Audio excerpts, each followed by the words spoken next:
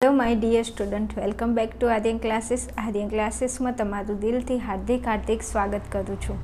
केम छो मारा कलेजाओ, बधा मजामां तो छो ने?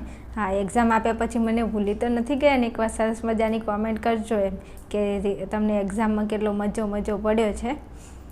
बस तमारा बधानी याद आवी गई एटले मने एवुं लाग्युं के चलो एक विडियो सरस मजानो बनावी दऊं छूं, तो एना बहाने तमे बधा मारी चेनल में आवशो, मारी जोड़े थोड़ी बातचीत करशो, कॉमेंट करशो तो मने थोड़ी कंईक मजा आवशे। घणा विद्यार्थीओना फोन मेसेज हता अने एमनी कॉमेंट पण हती के बेन आ वखते ग्रेसिंग मार्क्स केटला रहेशे। तो आजनो आ विडियो आपणे ग्रेसिंग मार्क्स उपर हूँ तमने थोड़ुं समजाववा मांगू छूं के ग्रेसिंग मार्क तमारा केटला रहेशे। तो शरूआत करवी छे आ विडियोनी ए पहेला बधा ज मारा वाला विद्यार्थीओने जय श्रीराम।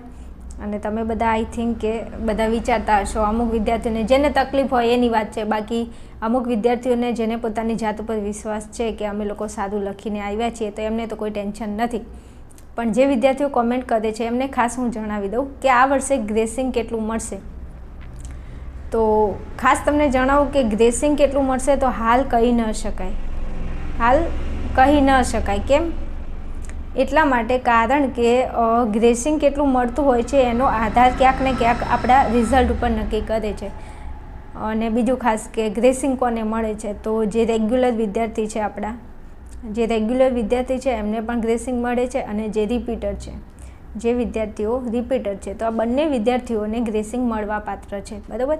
હવે અમુક વિદ્યાર્થીઓને એવી ખબર નથી હોતી કે ગ્રેસિંગ એટલે શું, કોને મળે છે, કોને નથી મળતું, કેવી રીતે મળે છે। તો આ વિડીયોની અંદર હું તમને એની ટોટલી માહિતી આપું છું, તો વિડીયોના અંત સુધી બન્યા રહેશો તો થોડો મજો પડી જશે મને અને તમને પણ। ચલો સમજાવું છું તમને કે ગ્રેસિંગ કેવી રીતે મળે અને કોને મળે છે। તો વિદ્યાર્થીઓ હું તમને સમજાવી દઉં કે આપણું જે બોર્ડ છે, જે આપણું પેપર ચેક કરે છે, તો એ લોકો નક્કી કરે છે કે કેટલું ગ્રેસિંગ આપવું। એટલે જ્યારે પણ તમારું રિઝલ્ટ આવી જાય એ લોકો નક્કી કરે કે આ સાલ કેટલું રિઝલ્ટ આપવું છે। તો ચલો માની લો કે એ લોકોએ એવું નક્કી કર્યું છે કે આ વખતે 83% રિઝલ્ટ બનવું જોઈએ, અને એ લોકોએ પેપર ચેક કર્યા, અને પેપર ચેક કર્યા પછી એમને એવું લાગ્યું કે આ વખતનું રિઝલ્ટ ક્યાંક 72%થી લઈ અને 75%ની વચ્ચે છે, બરાબર। એમનો ટાર્ગેટ છે કે 83% રિઝલ્ટ આવવું જોઈએ, અને પેપર ચેક કર્યા પછી 72થી 75% જો રિઝલ્ટ આવે છે તો પછી ક્યાંક ને ક્યાંક એ લોકો એવું નક્કી કરે છે કે હવે આપણે જે વિદ્યાર્થીઓ નપાસ થયા છે 1-2 વિષયમાં, તો એ વિદ્યાર્થીઓને આપણે ગ્રેસિંગ આપી અને આપણું રિઝલ્ટ 83% સુધી લઈ જવું પડશે। તો પછી બોર્ડ એ લોકો નક્કી કરે છે કે વિદ્યાર્થીઓને કેટલા માર્ક્સનું ગ્રેસિંગ આપવું। હવે તો તમને સાદી અને સિમ્પલ ભાષામાં થોડું તમને સમજાવી દઉં છું, રાઈટ। હવે ખાસ માની લઈએ તો 8થી લઈ અને 15 માર્ક્સની વચ્ચે એ લોકો ગ્રેસિંગ આપતા હોય છે। જેનું રિઝલ્ટ એ પ્રમાણે એ લોકો નક્કી કરે છે કે કેવું રિઝલ્ટ આવ્યું છે। તો 8થી લઈ અને 15 માર્ક્સ સુધી એ લોકો ગ્રેસિંગ આપી શકે છે। ગઈ સાલની વાત કરું તો ગઈ સાલ પણ કંઈક એવું જ હતું। તો આ સાલની અંદર હાલ આપણે કહી ન શકીએ કે કેટલું ગ્રેસિંગ મળે, પણ હવે તમને થોડું સમજાવી દઉં। જો તમે કોઈ વિદ્યાર્થી એવો છે કે જેને પાસ થવામાં તકલીફ છે ને એવું માને છે કે મને તકલીફ છે, હું પાસ થઈશ કે નહીં થઈશ, અમુક લોકો તો છે ને હજુ રિઝલ્ટ આવ્યું ના હોય ને અત્યારથી નેગેટિવિટીમાં પેસી જાય કે બેન મારે આવું છે, આટલા માર્ક્સ થાય છે, હું પાસ થઈશ, હું તો આટલું લખ્યું છે, પણ તને કેવી રીતે ખબર? તે તારું પેપર થોડું જાતે ચેક કર્યું છે? એ લોકો ચેક કરે અને ભગવાન માતાજીની કૃપા થઈ જાય ને તમે પેપર સારું લખ્યું અને સારા શિક્ષકે જો તમારું પેપરની તપાસ કરી હોય તો તમને સારા માર્ક આપી દે તો તમે પાસ પણ થઈ જાઓ। પણ અમુકને ક્યાંક ને ક્યાંક એવો ડર છે કે બેન હું નપાસ થઈશ તો મને ગ્રેસિંગ મળશે કે નહીં મળે। તો માની લો કે સમજાવો હવે તમને ગ્રેસિંગ કેવી રીતે મળે છે અને કેવી રીતે નથી મળતું। તો જે વિદ્યાર્થીઓ પાસ થાય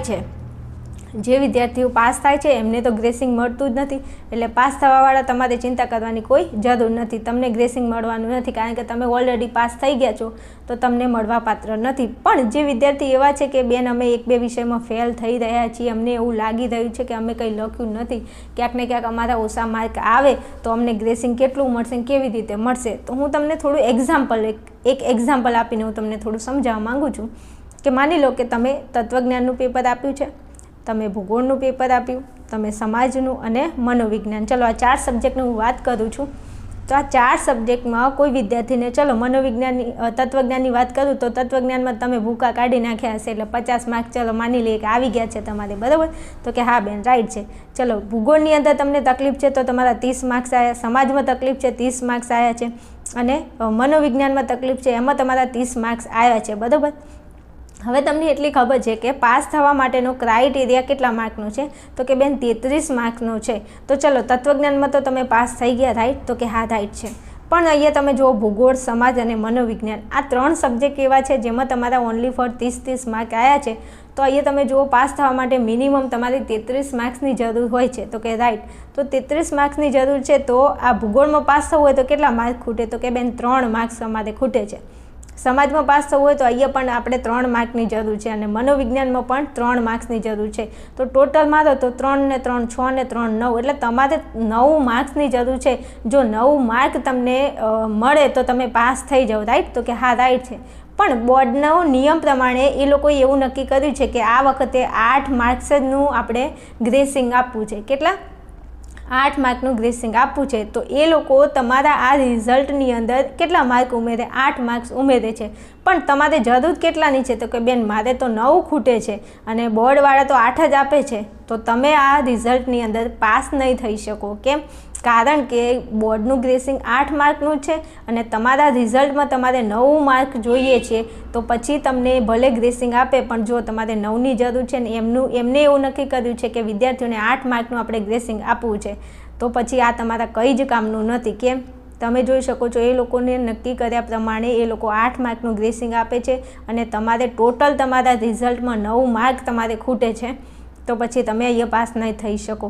પણ હું તમને થોડું સમજાવી દઉં ફરીથી. તમે અહીંયા ચેક કરી શકો છો કે ચલો અહીંયા તમે માની લો કે તમારે મનોવિજ્ઞાનની અંદર ચલો તમે પાસ છો, મનોવિજ્ઞાનની અંદર તમારે 40 માર્ક આવ્યા છે, બરાબર? તો કે ઓકે.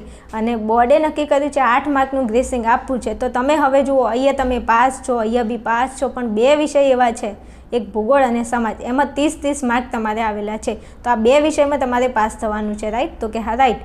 હવે તમે જુઓ અહીંયા તમારા 30 માર્ક છે, ખૂટે કેટલા? તો કે 3 ખૂટે છે. અહીંયા 30 છે, ખૂટે કેટલા? તો કે 6 ખૂટે છે, રાઈટ? ઓકે. તો ટોટલ 3 ને 3 6 માર્ક જો તમને મળી જાય તો તમે પાસ થઈ જાઓ. અહીંયા 3 માર્ક્સ અને અહીંયા 3 માર્ક્સ, એટલે ટોટલ 6 માર્ક તમારે જોઈએ છે. બોર્ડે નક્કી કર્યું છે કે બોર્ડ 8 માર્ક ગ્રેસિંગ તરીકે આપે છે તમને. તો તમે અહીંયા જોઈ શકો છો અહીંયા 8 માર્ક છે ને તમારે 6 માર્કની જરૂર છે. તો તમને 8 માર્ક ગ્રેસિંગ તરીકે મળવાપાત્ર છે અને તમે આવી કન્ડિશનમાં તમે શું થઈ જશો? તો કે પાસ થઈ જશો. શું? પાસ થઈ જશો. તો આવી રીતના કંઈક ગ્રેસિંગ હોય છે કે તમારા કેટલા સબ્જેક્ટ છે અને કેટલા સબ્જેક્ટમાં તમે કેવી રીતના ફેલ થાવ છો, બોર્ડનું કેટલું ગ્રેસિંગ છે અને તમારું રિઝલ્ટ કેવી રીતે બને છે એ રીતે તમને ગ્રેસિંગ મળવાપાત્ર છે. આવી કંઈક કન્ડિશનો હોય છે. એટલે પ્લીઝ દરેક વિદ્યાર્થીને હું એક સૂચના આપવા માગું છું કે તમારે ડરવાની, ગભરાવાની જરૂર નથી. તમે જેવું વિચારો છો એવું કદાચ ના પણ થઈ શકે. હા, કારણ કે અમુક વિદ્યાર્થીઓ એવા હોય છે કે બેન આ વિષયમાં હું નપાસ થાઉં એવું લાગે છે, પણ તમને એવું લાગે છે, તમે થઈ તો નથી ગયા ને. એટલે જ્યારે રિઝલ્ટ આવે ત્યારે જ ટેન્શન લેવાનું, હાલ શું કરવા ચિંતા કરો છો? તમે લખીને આવ્યા છો એ પ્રમાણે તમને માર્ક્સ મળશે. સારા શિક્ષક હશે, જો તમને સારી રીતે માર્ક્સ આપ્યા હશે તો તમે પાસ થઈ જશો. ચિંતા કરવાની જરૂર નથી. એટલે દરેક વિદ્યાર્થી આ વાતને ખાસ ધ્યાનમાં લેશે અને મારા કલેજાઓ તમારે લગતી, બોર્ડના એક્ઝામને લગતી, એના રિઝલ્ટને લગતી દરેક માહિતી આપણી ચેનલની અંદર અપલોડ કરવામાં આવશે. એટલે મારા વાલાઓ જેને હજુ ચેનલ સક્કરબાઈ નથી કરી તો પ્લીઝ ચેનલને સબસ્ક્રાઈબ કરીને જશો. તમારા રિઝલ્ટને લઈને કોઈ નવી અપડેટ હશે તો આપણા વિડીયોની અંદર તમને મળી જશે.